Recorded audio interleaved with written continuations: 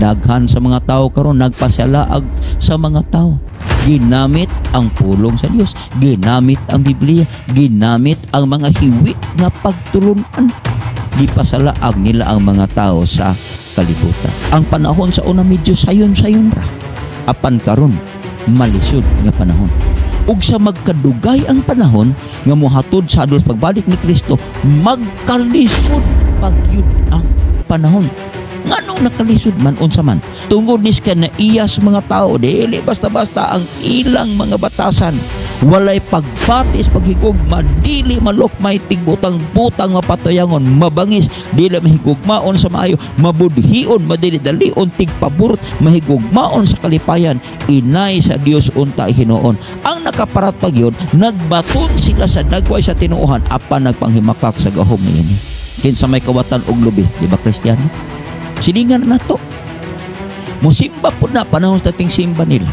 Pero mawa ka, bisan imong kaldero, sakon pa silang balay, ilang kuhaon ka ibaligya atos junction.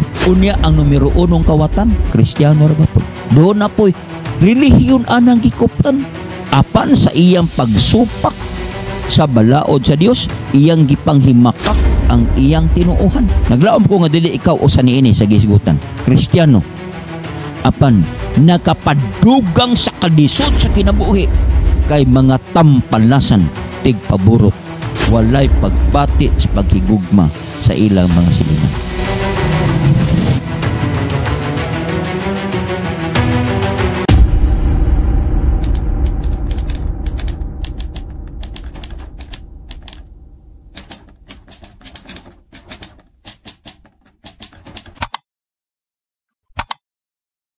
Kumusta ka mong tanan? Welcome na usab sa laing hugna sa itong pagtuon karon.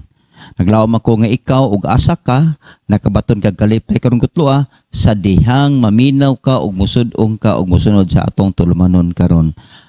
Okay? So sa di pa ako sa mohang hangyoon sa pagdungo sa ulos pagampo. Dios nga langiton ning gutloa samtang magatuon ka bisong pulong. Tagay kami kaalam kay balog nga langiton sa pagsabot ini. Or mahimo na mo ning giya sa pag-alagad na labing duol diha kanimo. Salamat o Diyos pagtubag sa pagampo. Amo ning gisalig ang tanan sa ngalan ni Jesus. Amen. Okay. Ang atong tun-an karon ang mga ilhanan ug ang pagbalik ni Jesus. Muna itong tun-an ha. Okay, standby. Unya naglaom ko nga makabaton kag kalipay samtang magtuon ta sa atong pagtuon karon. Unsa ang saad ni Jesus sa mahitungod sa iyang pag-anhi? Unsa iyang saad? Anawon na to. Juan 14:1 padung sa 3 mato pa niya, kinahanglan dili magkaguol ang inyong kasing-kasing, sumalig kamo kanako, sumalig usab kamo sa Dios. Ba? Klaro kayo. Kinahanglan dili magkaguol inyong kasing-kasing, sumalig kamo sa Dios, sumalig usab kamo kanako. Ayaw kaguol. Okay? Salig sa Dios, salig kang Jesus. Nagpadayon siya, kay sa balay sa ako nga mahan anay daghang puy-anan, kung dili pa moingon untaho kaninyo, moadto ako aron pag-andam og luna alang kaninyo. Unya, ug sa mihadto na ako makaandam og luna alang kaninyo, muanhi ako pag-usab og pagadawaton ko kamo nganhi uban kanako, kun diin gani kamo atwa usab kamo. Ang saad sa Dios mato pa niya, muanhi ko kay kuhaon mo nako, dadon mo nako sa puloy-anan nga akong giandam alang kaninyo. Ilabihan kanino siyang saad. Kuhaon ka, dadon ka niya. Muna hinungdan siya pag-anhi, pagkuha sa imo, dadon ka niya ngadto sa iyang puloy-anan. Karon, unsay hulagway sa iyang pag-anhi, niya ang hulagway. Buhat kapitulo 1, 9 padung sa 11. Og nakasulti na siya ni ini na isa siya sa kitasaan og tan-awa. Gibayaw siya sa usa ka panganod, hawa sa ilang mga mata. Unya, samtang na nagtutok pa sila sa langit, nga paingon siya sa itaas, tan-awa, nagtindog tupad kaniya ang duha ka mga tawo nga nagbistig maputi. Og mingon kanila mga taong Galileanhon. Ngano nagtindog man kamo dinhi nga nagtutok sa langit kini mga Hesus, nga gikuha gikan kaninyo ngadto sa langit, mobalik raw niya sa pag-agi sama sa iyo nakita sa iyang pagsaka sa langit. Mato pa ni Kristo, mobalik ko. Pero ang iyang pagbalik din sama siyang pagsaka sa langit. Pagsaka niya sa langit manghigala, giubanan siya mga anghel. sa iyang pagbalik ubanan gihapon siya og minilyon ka mga manulunda. Okay? Kita na nimo? So therefore, usa sa gipasalig sa Dios sa iyang pagbalik, kuyog niya ang mga malulunda sama sa iyang pagsaka dito sa langit. Okay, karon pila man ka tawo ang makakita sa iyang pag-anhi? Pila ni sila kabuok ka mga tawo nga makakita? 2, 3, sama sa giingon sa uban, tan-aw nato ang Biblia. Nag-ingon siya, tan-awa, muabot uban sa mga panganod ug makita sa tanang mga mata. Sa tanang nagdughang kaniya ug ang tanang kabanayan sa yuta man nagbinatay tungod kaniya. Mubalik siya mahigala, makita siya sa tanang mga mata. Special tong nagdughang niya. Kay gipabati gyud sa Dios nga kadtong nagdughang niya makaigsunan makaila nga ang ilang gidughang anak di ay sa Dios. So tanang mga mata. Kinsa ni mata? Mata sa mga buhi ni adtong panahona sa pag-abot ni Kristo. Unsa ang unang hitabo sa pag-abot ni Jesus? Unsa man ni? Sunda, unsa ning unang hitabo? Okay, ang unang hitabo mao ni. Kay ang Ginoo gayon mong managon niya gikan sa langit inubanan og singgit sa pagsugo sa tawag sa mga punuan sa malulunda o sa tingog sa trompeta sa Dios ug unya ang ngamatay diha kang Kristo muuna pagpamangon. Ang unang mahitabo, mailahan nimo nga ning balik na siya kay ang nangamatay nga mga matarong mabanhaw. Kadto nangamatay nga naa kang Kristo mga banhaw. Unya o kita nga mga buhi pang magpabilin pag-asagaon nga tos pangapanganod uban kanila pagsugat sa Ginoo diha sa kahanginan sa ingon ini kita makig-uban sa Ginoo sa tanang panahon. Ug di kid balikayan pod nga pagbalik sa Ginoo dunay mga mataro nga buhi. Kana mga buhi nga mga matarong alid ana sa Ginoo. Unya pagkahuman matransform sila kuyugon niya ngadto sa ginharian sa mga langit. Sa pag-abot sa mga matarong sa langit unsay mahitabo? Simba ko ha, makaabot ka didto. Unsay mahitabo? Nag-ingon ang Mateo 8:11 og sultihan ko kamo nga daghanon niya ang mga bot gikan sa sidlakan ug sa kasadpan magalingkod tambong sa kang ano uban kang Isaac Jacob didto sa ginharian sa mga langit. Naay dako kayo nga kumbira. Welcome party na para sa imong pag-abot nimo. Ug ang ipakaon sa Dios nimo didto dili basta-basta ang mga bunga sa kahoy sa kinabuhi nga ni ining kalibutan na wala pa nimo masulay. Walay inom didto ha ana nga kumbira. Walay sumsuman didto sa giingon sa uban. Ang ipakaon sa Dios nimo didto ang bunga sa kahoy sa kinabuhi. Sa pag-adhen ni Jesus, unsay dangatan sa mga daotan? Di man gid balikayan, pagbalik ni Kristo na apoy mga daotan. Sama karon. Nga ka mga tao nga di mo tuos pulong sa Dios, di maminaw sa pulong sa Dios. Pero sultihig mga tinunto, mga binuang sa kinabuhi, may kay mo tuo. Sultihig pulong sa Dios, di gyud tuo. Kitawag na silang mga daotan. Bisan karon maghisgutan ni nangyam idiha, di maminaw. Liraw kayong utok, liraw kayong huna-huna. Kay ganahan sila sa mga kalingawan sa kalibutan, apan maghisgot at pagbalik sa Ginoo dili, kana sila mga daotan. Sa pag-anhin ni Kristo sa dangatan sa mga daotan. Pinadayag Kapitulo 6, 15-17 nag-ingon, ug unya ang mga hari sa yuta, ang kadagkuan, mga general ug mga taong dato ug mga kusgan. Ug ang matag usa ulipon ug taong gawas mitago ngadto sa mga langob ug sa pangpang o sa kabukiran ug manag-ingon ngadto sa mga kabukiran ug kapangpangan tumpagi kami ug tabuni kami gikan sa nawong sa nagalingkod sa trono ug gikan sa kapungot sa kordero kami abot na akong adlaw siyang kapungot ug kinsabay ara makabangbang niini. Imo makita ang mga daotan pagbalik sa Dios manago ngadto sa mga pangpang sa mga kabukiran sa mga langob ug magpatabon sila unsay katarungan kay dili sila makaantos sa himaya sa pasilaw sa pag-anhin ni Kristo.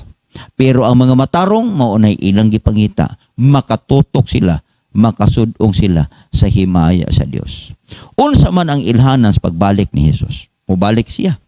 Pagputan unsa ilhanan? Niya giingon sa balaang kasulatan. Kining mga signs of the times o mga ilhanan sa kapanahunan ato ning makita sa pagkakaron. imo ning maobserbahan. Makaingon ka nga mauni ang ilhanan sa kapanahunan kung nagtuon ka sa balaang kasulatan. Apan sa mga tao nga wa magtuon sa Biblia, wa gyud sila masayod, dili na mabaw-an kung kini ba ilhanan sa pagbalik sa Ginoo o dili ba. Atong tanaon ang Biblia, Mateo 24:3 ug 4. Og sa lingkod siya sa bungtod sa mga olibo, giduol siya sa mga tinun-an nga sila-sila ra nag-ingon. Tug-ani kami. Kanus aman kini mahitabo ug unsa man ang ilhanan sa pag-anhi ug sa pagkatapos sa kapanahunan.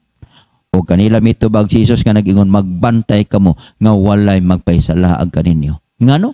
Daghan sa mga tao karon nagpasalaag sa mga tao.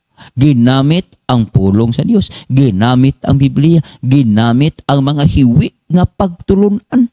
Gipasalaag nila ang mga tao sa kalibutan. Ang 5 ug 6 nagpadayon siya, kay daghan unya ang mutungha dinalang ako ngalan nga magaingon ako mao ang Kristo ug daghan ang ilang paisalaagon. Daghan. Moingong Kristo. Padunggan mo na sa television. Makita ni mo angkon, ako mo ay Kristo, ako'y tag-iyas kalibutan, ang inyong kalag, ang inyo, ang tanan ako. Nag-angkon nga siya mo ay Kristo. Unya, ang nakaparat pa yun, kay daghan ang ilang may salag. O kanang mga tao nga nagtuo nga siya mo ay Kristo sa kalibutan, wa gid na sila magtuo nga sila nalimbungan o sila na isalaag. Sunod, nag-ingon siya, o makadungog kamo mga gubat, o dugo-dugo mahitungod sa gubat, magbantay kamo nga dili kamo makuyawan, kay kinahanglan kayo kini mahitabo, apan dili pa kinamo ay katapusan. Ang gubat, giingon sa balaang kasulatan, gutom, gubat, karot, bisan asa ka maadto, masinati sa mga tao sa kalibutan ang gubat. Daghan sa mga tao sa entero kalibutan karon nakasinati nining kagubot o kaguliyang tungod sa wa pag sinabtan nga mo resulta sa gubat. Pero sa Biblia, dili pa kini maoy katapusan. So kung naay gubat, makadungog ka na, makasudong ka na, makasaksi ka na, makasinati ka na, ilhana na sa pagbalik sa Dios. Apan, dili pa na maoy katapusan. Karon, Mateo 24:7 og 8 nag-ingon, kay man nagubat ang nasod batok nasod, ginharian batok kinharian og mahitabo ang gutom og linog sa garing laing mga dapit, kinilang tlamo mo lamay sinugdan sa kasakit. Maabot ang gutom, gubat kadaghanan, basta maabot ganing gubat, do na gid nay gutom. Unya, moabot gani ang linog, do na gid nay gutom nga mahitabo, magkuyog gid ang tulo, gutom, gubat ug kamatay, basta kay maabot na gani na ilhana sa pagbalik sa Ginoo, apan di pa na mo'y katapusan. Sinugdanan palang nas kasakit. Kaning mga tao nga wa mahibalos bala ang kasulatan, pag dunay linog, dunay gubat, dunay gutom, ang ilang hunahuna normal na.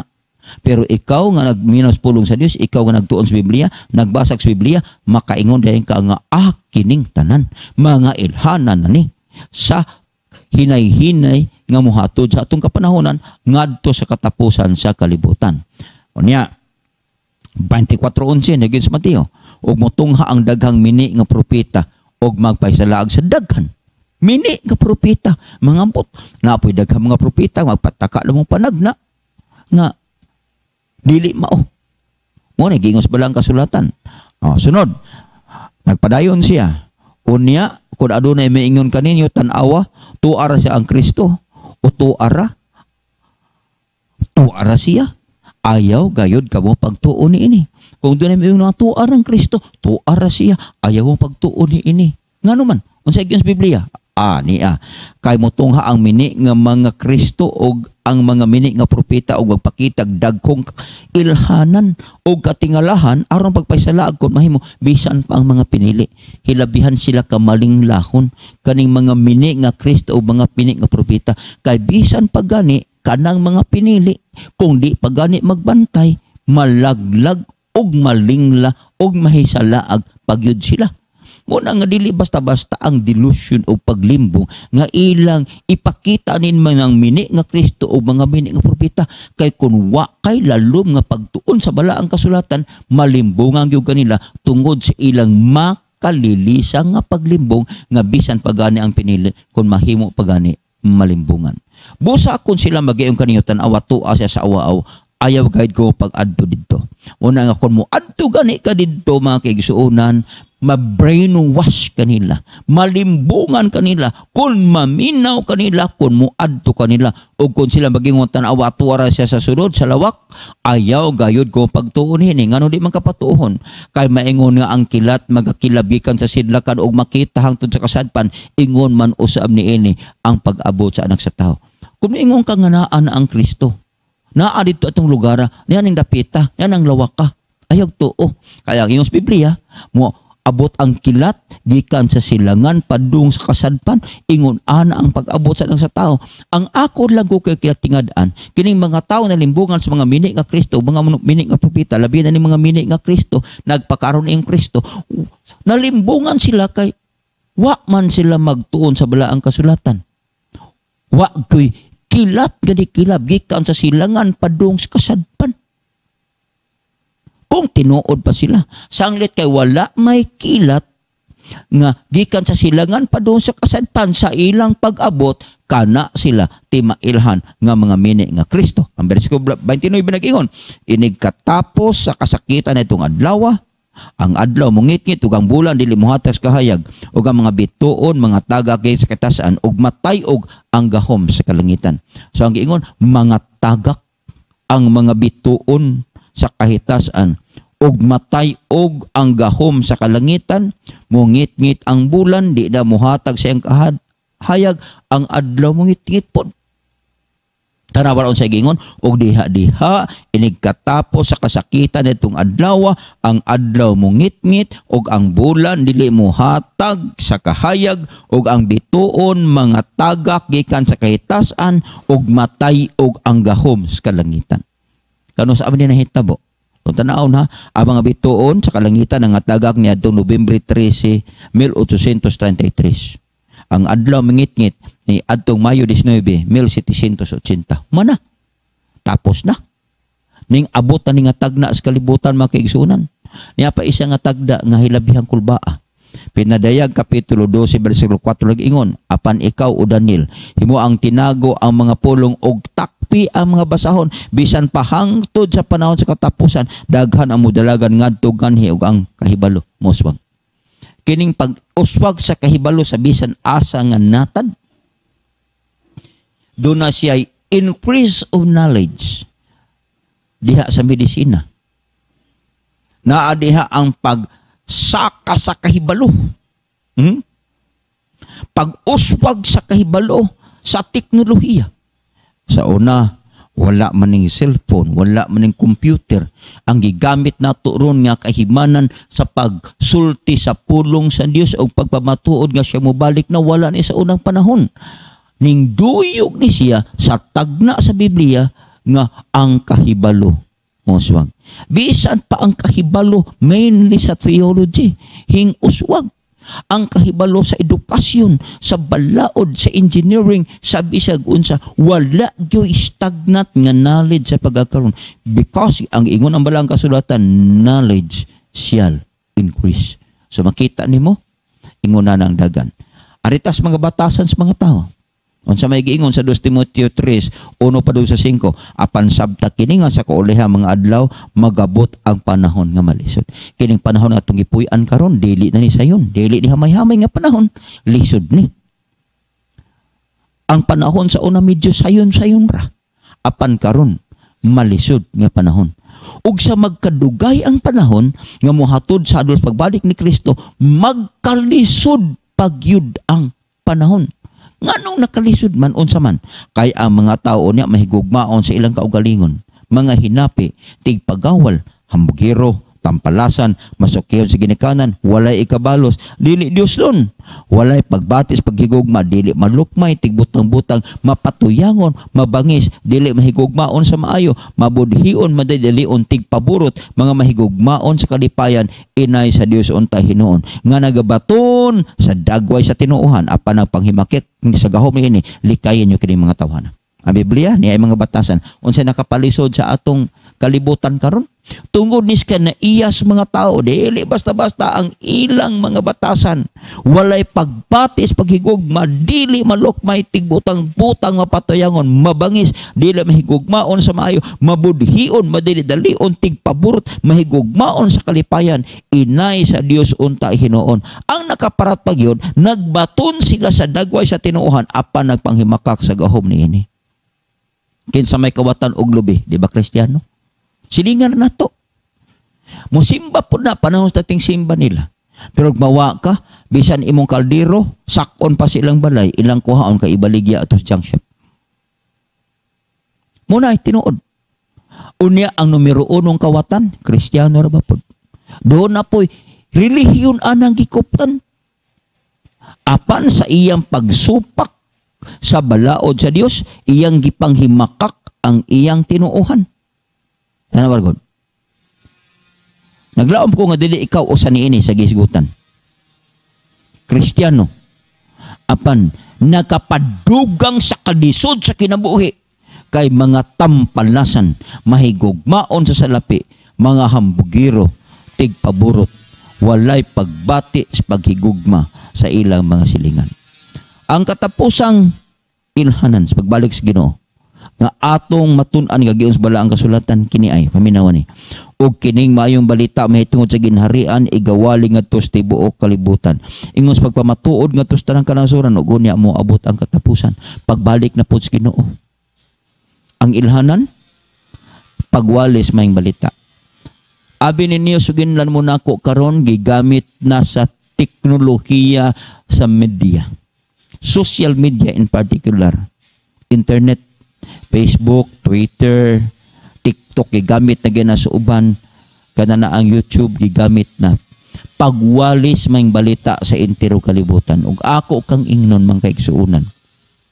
Kining ilhanan na, nga iwali ang may balita sa tibuok kalibutan once kamo kaylap na gani. Ang pagwalis may balita, mahitungod sa ginharian ni Jesucristo, mobalik na ang kalibutan. Niya pa isa. Mateo 24:22 ug ang gidaghanon ni adto mga adlaw wala pa pakubsi, wala untay tawo maluwas. Apang ngatud sa iya mga pinili ang gidaghanon nitong adlaw, iyan pagapakubsan. Kita ni ba tong adlaw ron? Dali kay mahuman ang tuig. Dali kay mahuman ang buwan.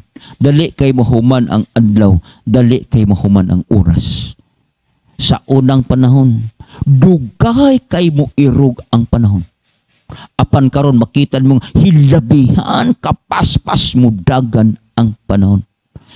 Gituyo na sa Dios.